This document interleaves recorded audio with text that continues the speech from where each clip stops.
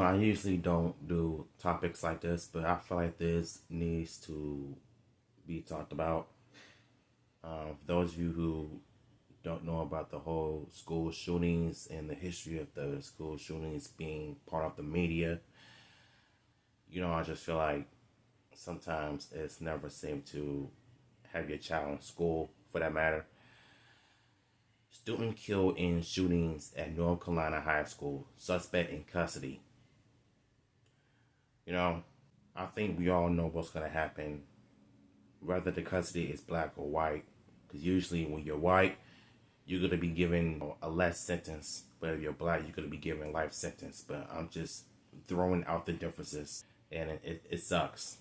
Suspect has been taken into custody without incident hours after a shooting at Mount Tabor High School in Winston-Salem, North Carolina. Left one student dead, authorities announced Wednesday evening. No other details, including the suspect's identity or possible motive, were immediately released. The victim, identified by authorities as William Chavis Renard Miller Jr., was rushed to the hospital where he later died for a gunshot wound.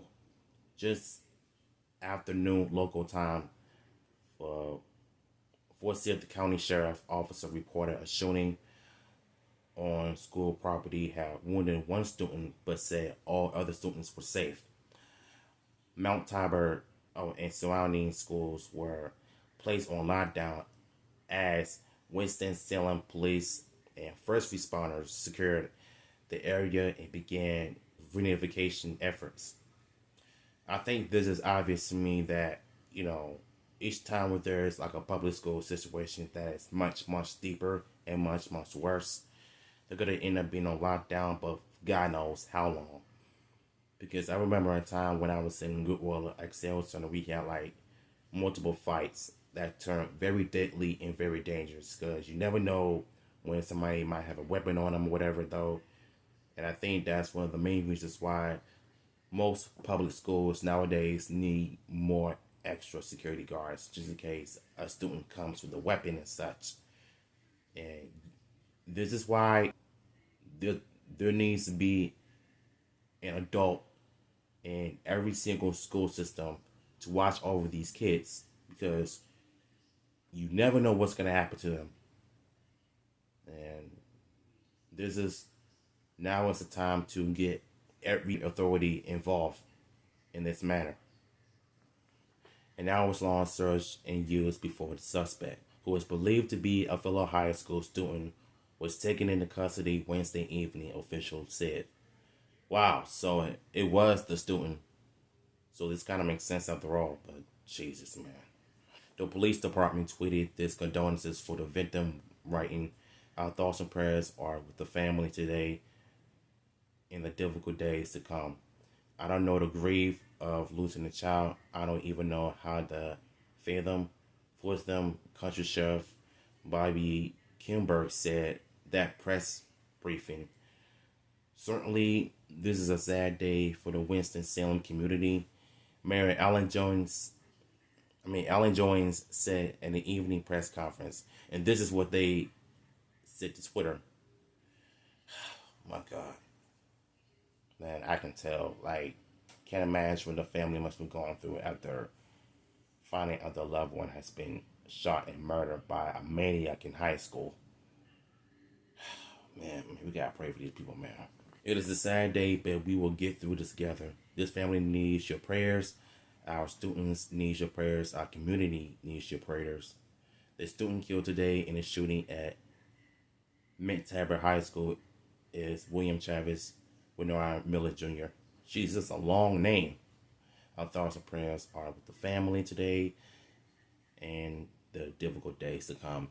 This is what it said before. But it's a long name for a teenager, but I can't judge.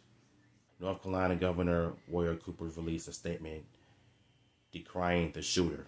Oh, I gotta hear what he has to say. For the second time this week, we have seen a shooting in a North Carolina school. Cooper said, "I have been briefed by the law enforcement, and the Department of Public Safety is ready to provide any support necessary. We must use to ensure the safety of students and educators. quickly apprehend the shooter and keep guns off school grounds. Yeah, I think they're gonna have to do way better than that, to keep the guns off the grounds and off the streets and off the students' hands, period. If they want to fight, they duke it out, but don't use any weapons, because if you use the weapons, that can not only put any child in danger, disability or not, but they're going to be asking tons of questions of how did the child get shot, what basically happened to him. So this is why everybody needs to come together. As a parent to one of the high school students told the Associated Press that his son heard the shooting while in the school gym, and students were told to hide. You see stuff like this in the media, Christopher Johnson told the AP. It's scary to know that it's actually reached out and touched you this time. My son's not a victim, but he's part of this, and he'll probably remember this forever, as he should be. Everybody in the school system that will remember the shooting that occurred that day. So they can't just move on and act like nothing has happened when they know the memory is gonna trickle into their minds for the rest of their lives. They're gonna end up telling the story about what happened. So even when they have their own child and they're gonna end up going to the same school they've been to, they're gonna have a serious talk with their child about the schools that they gone to, and this, yeah, stuff like this they're gonna end up remembering for the rest of their lives. Like, this is nothing to joke about. This is nothing to play about.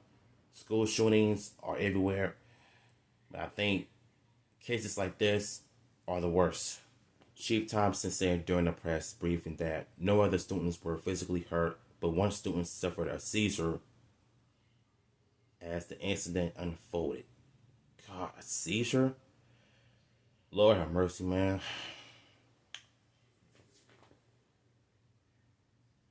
Yeah. And just one kid wasn't murdered enough. Another student ends up suffering from a seizure during the violent times like this. Now, this is even worse than I ever imagined. Reporter Marissa Tocino of CBS Affiliate, I'm not even going to say the rest of the name, in Greensboro, North Carolina, tweeted video earlier in the day shooting. Parents in neighborhoods formed a prayer for those affected by the shooting at Mount Tabor High School.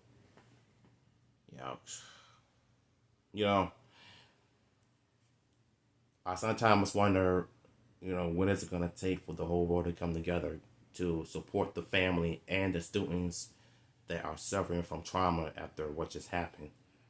Because anybody with depression is going to end up going through a lot of damage.